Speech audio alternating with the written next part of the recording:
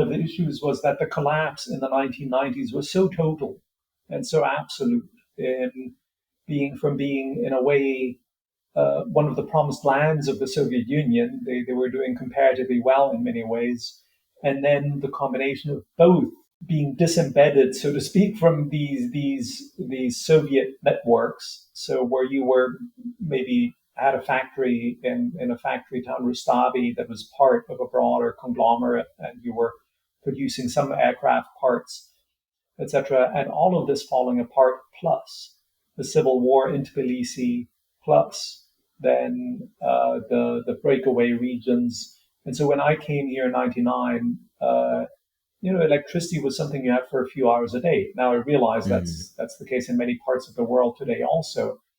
But the corruption then had taken on this form that's kind of embedded, if you will, or well told in the story that of a friend of mine, an American friend, who asked his Georgian wife how much it would cost to get a driving license. And she kind of said, well, it's $100, but you get a discount if you can actually drive.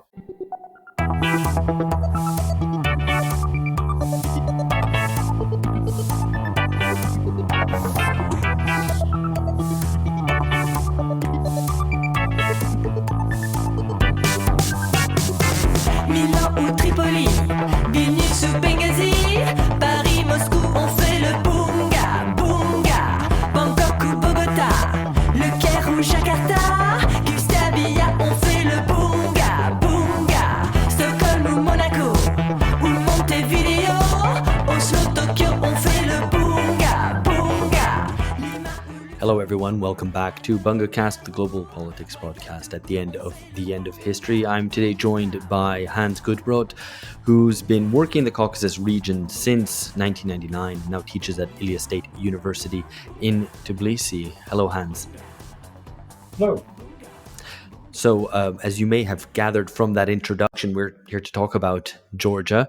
That is the country in the South Caucasus, which borders Russia to the north and Turkey to the west, in case you're unaware, previously part of the Soviet Union.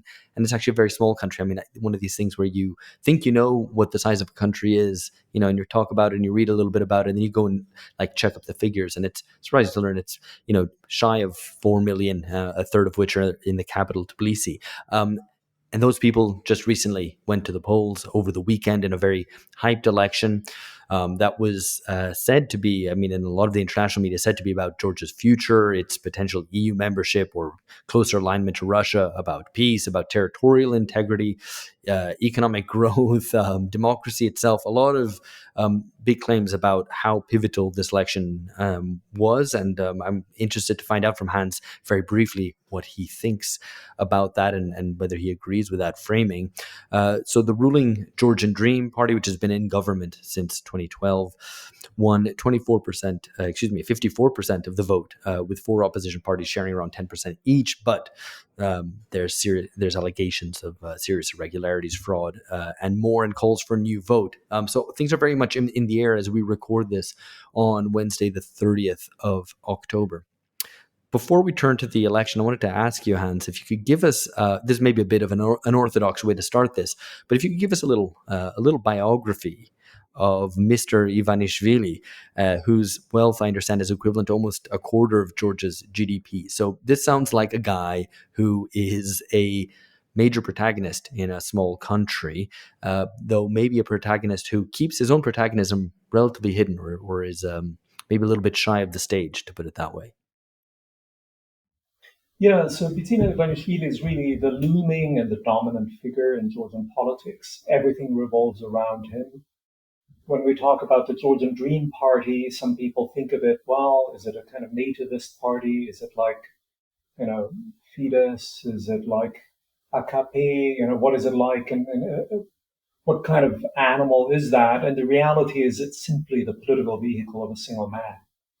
Now, we often have that parties are dominated by a charismatic figure, but we rarely have that a party is really owned by a single figure, and that figure kind of snaps when Bidzina Ivanishvili wants to appoint the prime minister, he appoints the prime minister, and if he wants to sack someone, he sacks someone. And essentially parliament is there to execute what he the orders he gives. Now, he himself is in some ways almost is a very, very unusual figure. And he's very different from, let's say, a figure like Silvio Berlusconi, who's kind of the patron saint of the podcast.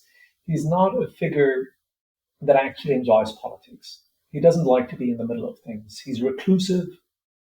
I've described him at one point as the loneliest man in the Caucasus. He lives outside the capital in some kind of estate by the Black Sea. He is believed to do yoga every day for an hour, one meal a day. He's not a man of appetites in that way. He's not a typical. Even the term oligarch in many ways is a wrong term, because in oligarch we often have this sense of cravenness of someone who cannot get enough. And Ivanishvili is different. And he really he certainly has a lot, is a right? kind of outlier figure. He made a lot of money in Russia in the early 90s, maneuvering quite cleverly in this kind of buccaneer pirate capitalism, and then left Russia in the late 90s, had this period of seclusion in Georgia, more or less from the early 2000s until 2011, and then kind of came into politics. And in one essay that I've written recently, it's in German, the original, there's a kind of a basic English translation that I've put together. I've described him as a kind of Macbethian figure, where quite successful before he enters politics, and then in various ways getting enmeshed. And initially there comes to power in an election that dislodges a darling of the West in many ways, Mikhail Saakashvili, promises more democracy, promises to set the country on a good path, and has quite a good run for a few years. A lot of things changed for the better. There's better human rights, more media freedom, lots of good things. A few warning signs. One of the warning signs opposition point out is that he has a shark in his large mansion. But that's not the only warning signs. There are many other warning signs. There's the judiciary starts getting captured a little bit, and there's funny business going on here and there. And then since 2021, there's this kind of almost spectral quality where seems to have decided that something's really fundamentally wrong with the West, and talks in increasingly conspiratorial terms about something that now he calls the Global War Party, which is a kind of cabal of people that want to push Georgia into a war, but that have also kind of risked destroying Europe. And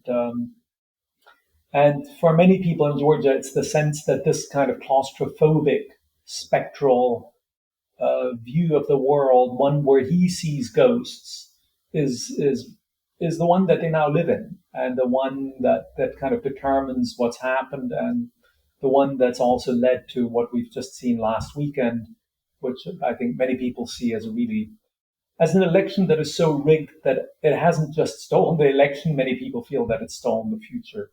He's the central figure in all of this. It's hard to tell a proper account give an account of the last 15 years without him. But of course, there's much more, and there's many social layers and post-Soviet history and Georgia national history. And so lots of things weaving together for Georgia. Right. Okay. So we're going to come on to several of those things that you mentioned, I guess, in a bit. And I'd like to also, in just a little bit, run through Georgia's post-Soviet history. But before that, let's just talk about the election that was. So what was Georgian Dream's pitch to voters? What were they selling, and how credible do you think that pitch was? Yeah, the pitch was one that made many people feel that it was also in some ways something that took the future away, because it was a very dystopian pitch. And the substance of the pitch was, if you don't choose us, there will be war. And there were kind of posters everywhere across the city, in the metro, on buses, that showed a contrast between kind of a glossy version of Georgia in colors, and then black and white imagery from Ukraine.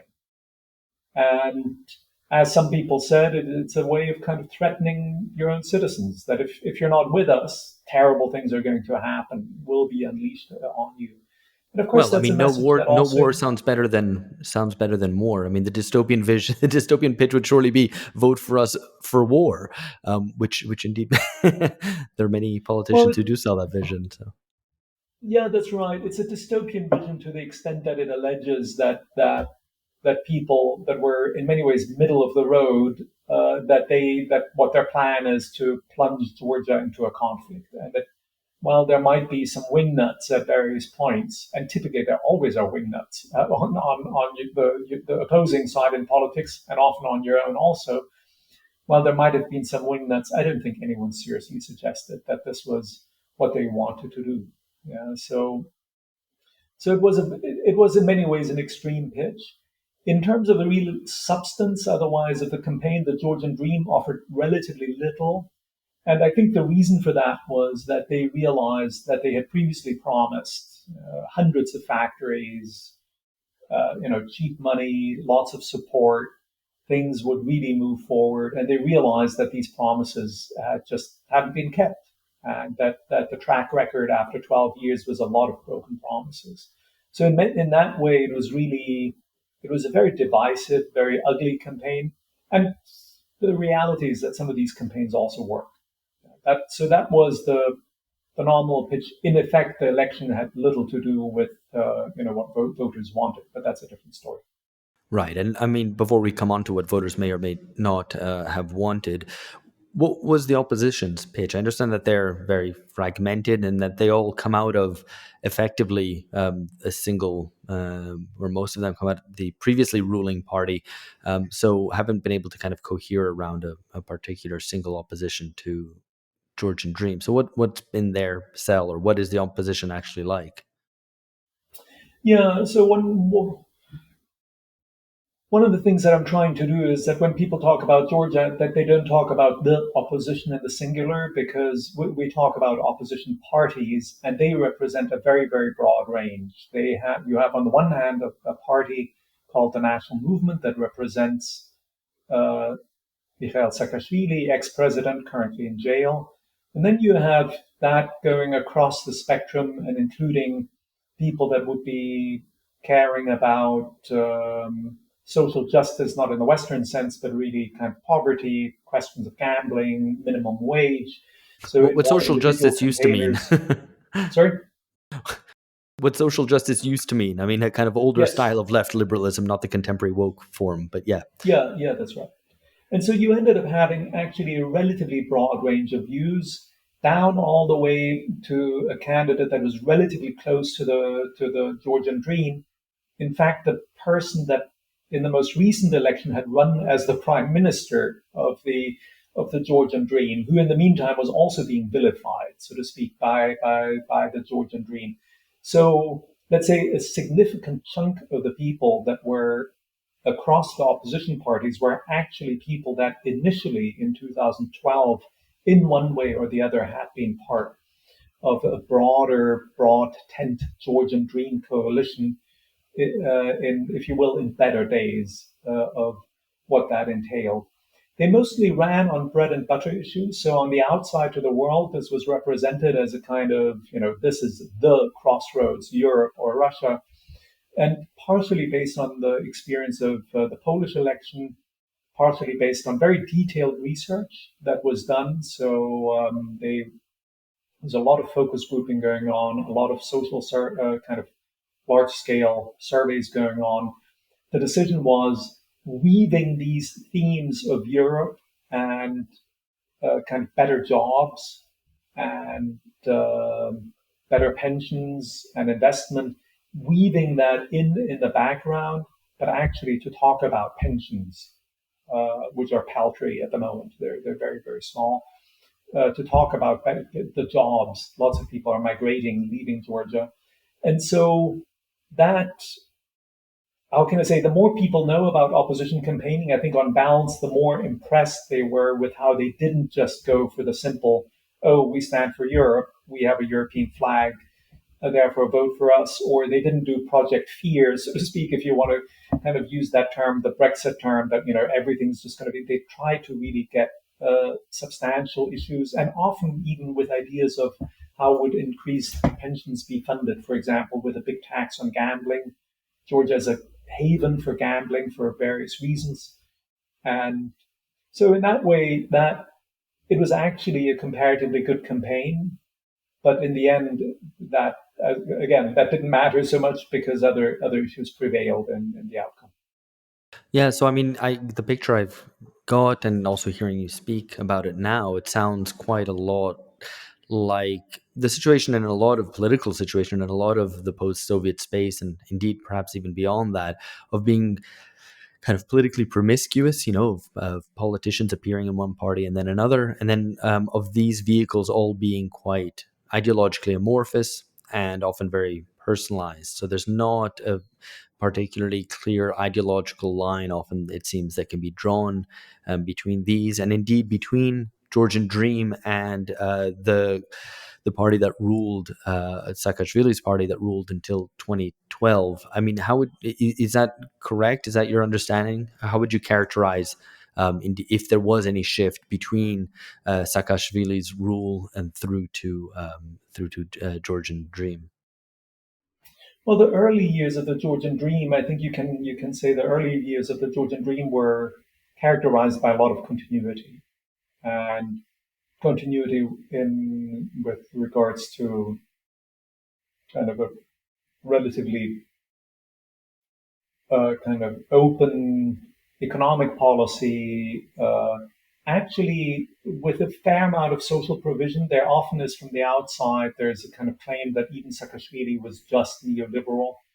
It's actually much more complicated than that, in that there were quite different camps. And there is quite a social safety net in Georgia. So yes, there were aspects that were neoliberal, but in fact, they're better understood to be coming out of convictions connected to anti-corruption, which deeply distrusting the state, deeply distrusting civil servants, deeply distrusting regulatory agencies, and therefore thinking that essentially in that principal agent client kind of description of how things go, you simply need to cut out the agent, meaning any kind of discretion where the agent, if we take that model, where the agent could collude with a client, so to speak, the tax inspector could collude with the taxpayer, that you remove all of this by having a flat tax, and that you have a super simple system, etc.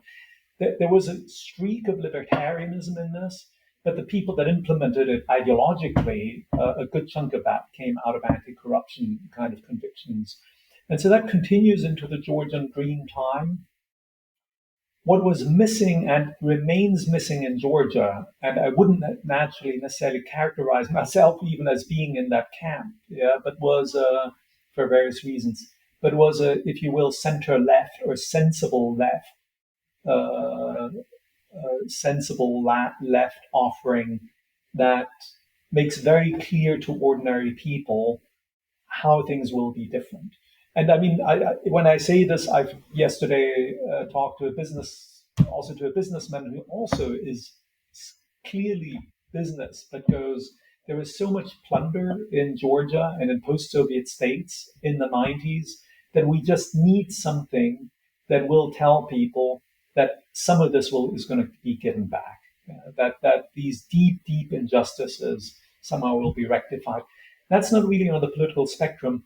The challenge for the opposition parties was this time around was that individually they were too small. And so there actually was a relatively good consolidation of opposition parties. But what that meant at the same time as a practical challenge was that some of those almost had to be broad church and sometimes had to work out a program on the fly because they had just taken people in more or less 2.5 months before the election and then stitching a program together. So, was that the perfect setup? No, it wasn't. But, and is there still a gap in a kind of center left or genuine left view? There seems to be. That said, whenever I run any of these ideas, that there should be more kind of center left or left views by my Georgian friends, even people that are, let's say, artist types that are kind of marginalize themselves, they react with incomprehension. So it's perfectly possible that this is just a projection from the outside, and that in the end there's just not that much of a constituency there. Well, I mean, firstly, it's interesting what you say about anti-corruption. It's something that we've discussed on this podcast a number of times, but that anti-corruption comes in the package of neoliberal reforms as a way of leveraging lack of trust in kind of state institutions, lack of trust and belief in politics to be able to improve society, to then be used to kind of wear down state institutions, wear down state capacity, because better that they do nothing. So I find that that's interesting that has played itself out in Georgia as well. I just before we move on to kind of the history, or the kind of post-Soviet history, I did want to ask. You mentioned there at the end that there is no kind of real left force in Georgian politics. So one could argue that there's no real left force in politics in many places these days. Is there trade union activity? What is the state of organized labor in Georgia? If you can comment on that at all. Yeah, there isn't really any trade union activity, and so there were a couple of people that tried that, and that sometimes then came so close to being what some people have described to kind of make Stalin great again faction, and that's not really the solution either.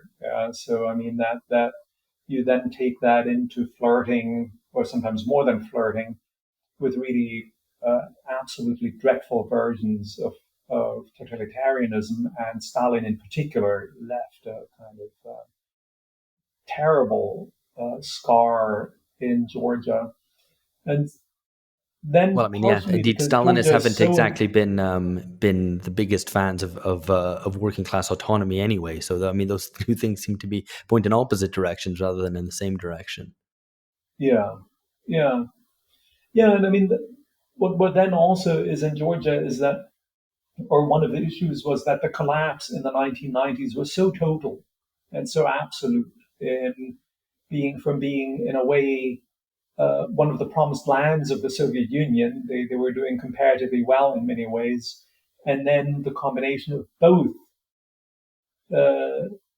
being disembedded, so to speak, from these Soviet networks. So where you were maybe had a factory in a factory town, Rustavi, that was part of a broader conglomerate, and you were producing some aircraft parts, etc. And all of this falling apart, plus the civil war in Tbilisi, plus then the breakaway regions. And so when I came here in '99, electricity was something you had for a few hours a day. Now I realize that's the case in many parts of the world today also.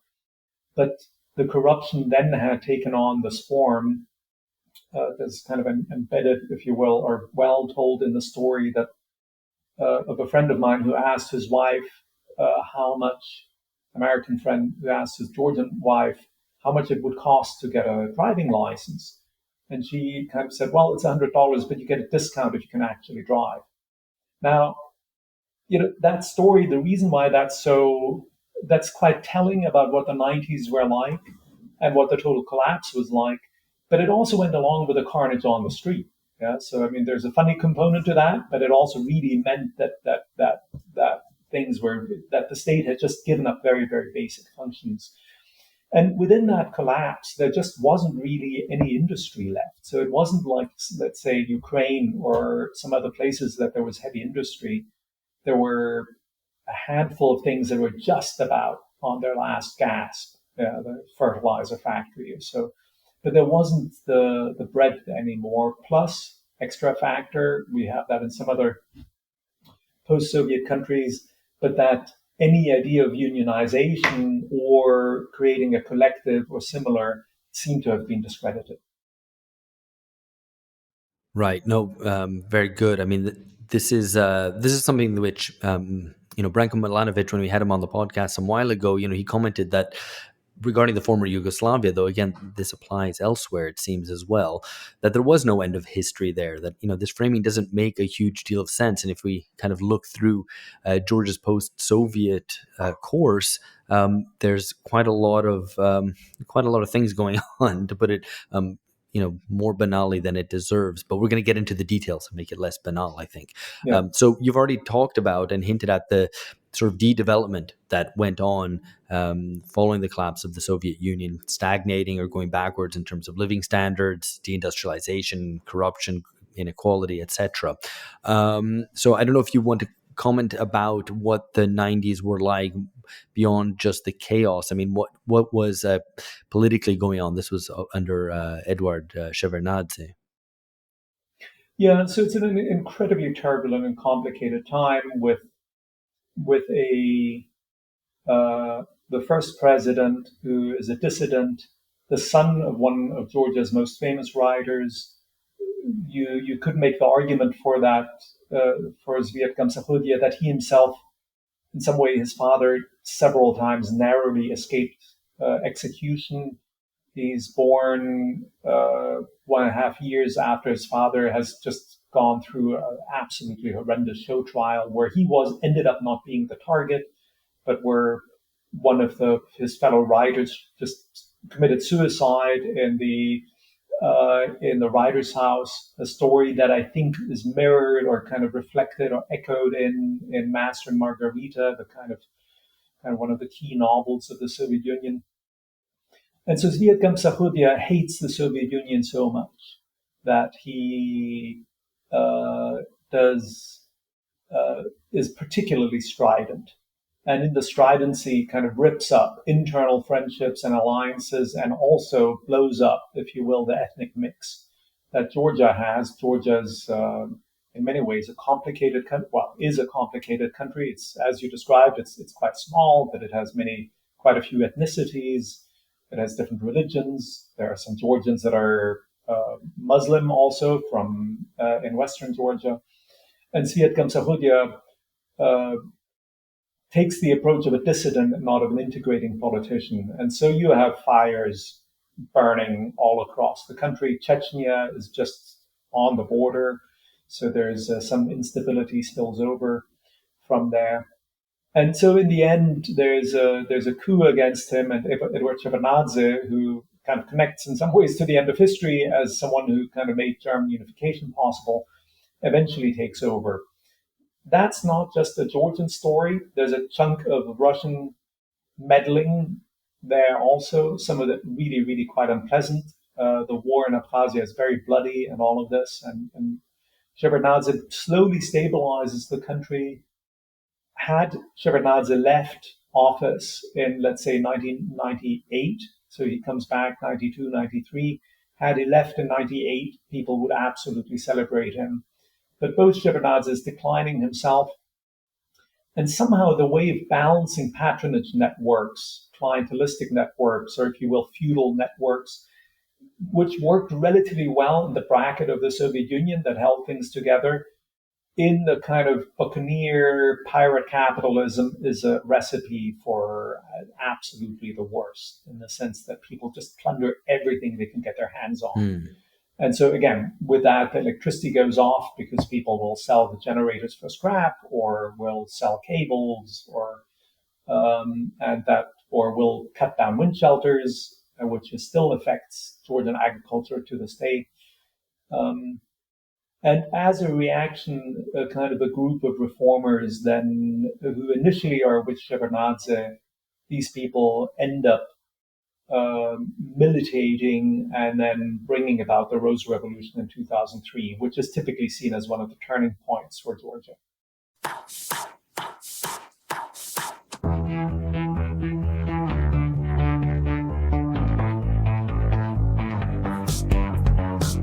Right, and maybe you can talk us through that episode as well. Of course, I believe it was the first so-called color revolution, and that very typical a term now, which I think draws a lot more scorn, but at the time was talked about enthusiastically as this grassroots phenomenon across the whole post-Soviet space. And of course, now in retrospect, we can understand it, of course, as a very typically end of history phenomenon driven and sustained and underpinned by U.S. unipolarity. So anyway, I want what if you could maybe talk us through that history.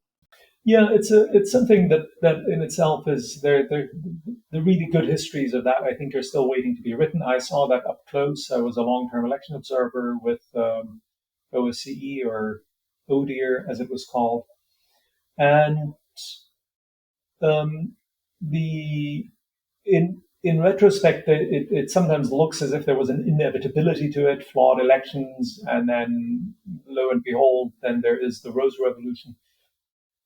In fact, in many other ways, it was quite a bit more complicated. It was three leaders that were ganging together, some of them with very different profiles.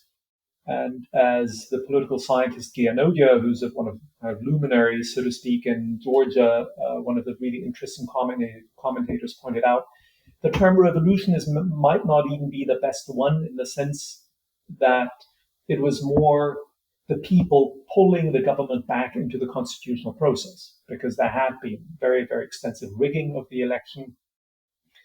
And Shevardnadze wanted to use a particular maneuver to make himself irreplaceable by pulling in the least likable politician in Georgia as the next chair of the parliament, so thereby ensuring that if he had to resign, the least likable person would have to take over.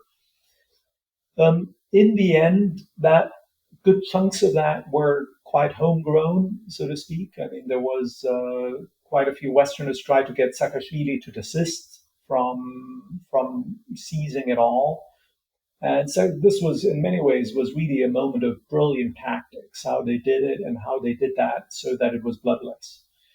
I think most people in Georgia would, if let's say, if Saakashvili in 2012, after losing the election, if he had retired to the United States and had not made any single other comment on what had gone on in the meantime, people would overwhelmingly see that really quite positively. There were bad things that happened. There were bad human rights violations. There was a lot of recklessness.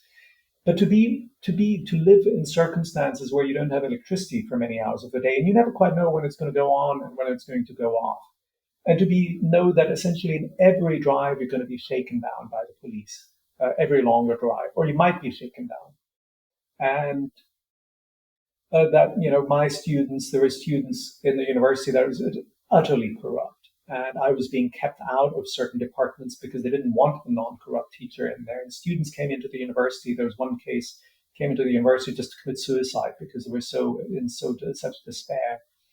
And then in 2003, that suddenly you have a state that functions and a police that actually helps you. That when something goes wrong, they stop and say, "What can we?" I've never seen that in any other country like that. And so there was this moment of a lot of things really working, and but then also, of course, many things that went wrong. I can go into them in quite some detail. Of course, the clash with Russia, the degree of overreach there in how they treated their own citizens. Some of that story is, you can tell, in a tragic mode, in the sense that I think it might even have been Ivan Krastev who came to Georgia and explained to Georgians that they would have one term and then they would lose power. And I remember talking to people after that conference, and they were slightly pale, going, "Oh my God, we only have one term in government, and we need to do all the main reforms now." And so they felt that they needed to go absolutely full speed with doing these massive reforms, some of them really against the people, because corruption in many ways can be quite convenient. You can, if your son doesn't want to study, you just make sure that you buy a place in university. And so, I mean, so when you say reforms, that is sometimes can be a bit of a slippery term. What exactly? I mean, are you referring to political reforms, economic reforms, and indeed in what direction? Yeah, I mean, I see that when people have experience with the United States and other places, and then understand that Saakashvili was in a way very popular in the U.S., that almost automatically breeds a degree of distrust. And you even have that in Germany, where the people felt that were kind of somewhat reluctant about saw the brashness as kind of, again, too American, were quite skeptical of Saakashvili. But reforms meant, in many, many ways, I think things like what I refer to, that you didn't need to bribe anybody to get into university, that there was a standardized university exam, and if you were good and if you came from a marginalized school and if you came from a poor family, you got a scholarship. And it mattered absolutely nothing. The other considerations, and there was no backdoor.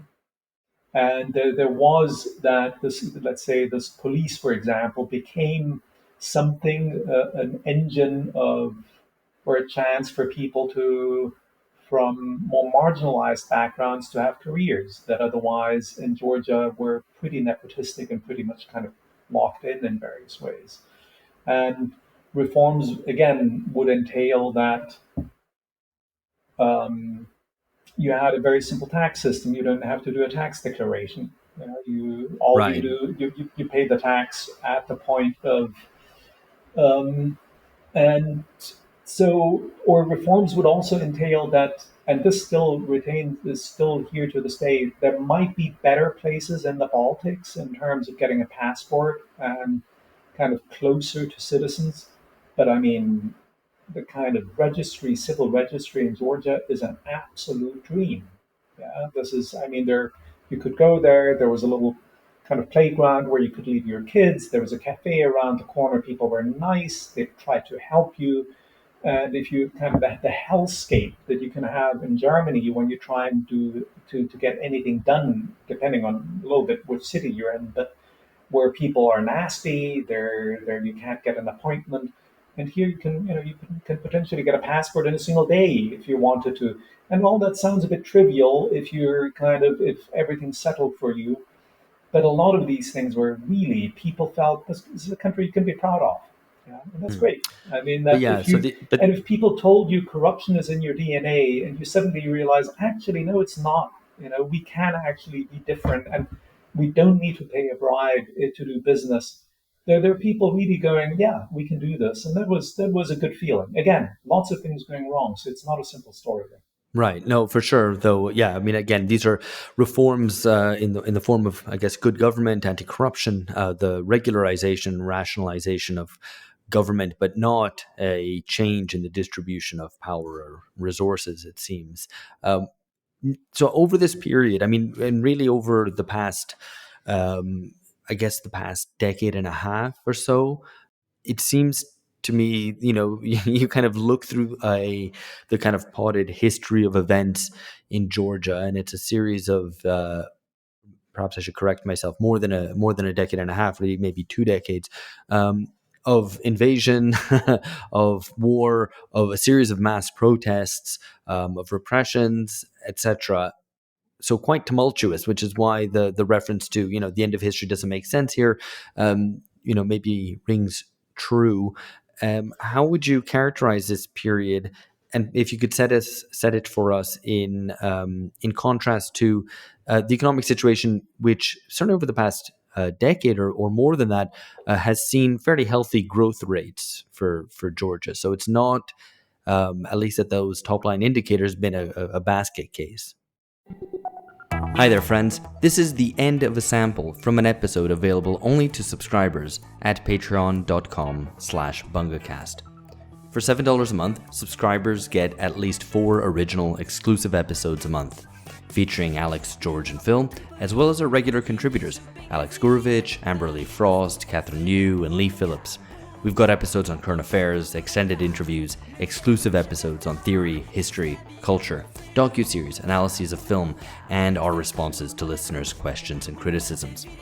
And for $12 a month, you also get access to the very special BungaCast Reading Club, where we present the key books and essays necessary for understanding the world today, how we got here, and where we might be going. Of course, if you just want to try us out, there's also a $3 entry tier giving you 1 exclusive episode a month. We do hope you'll join us. These are turbulent times, and ideologically confused ones as well. We try to find some political clarity so that we might move beyond the age of bunga bunga.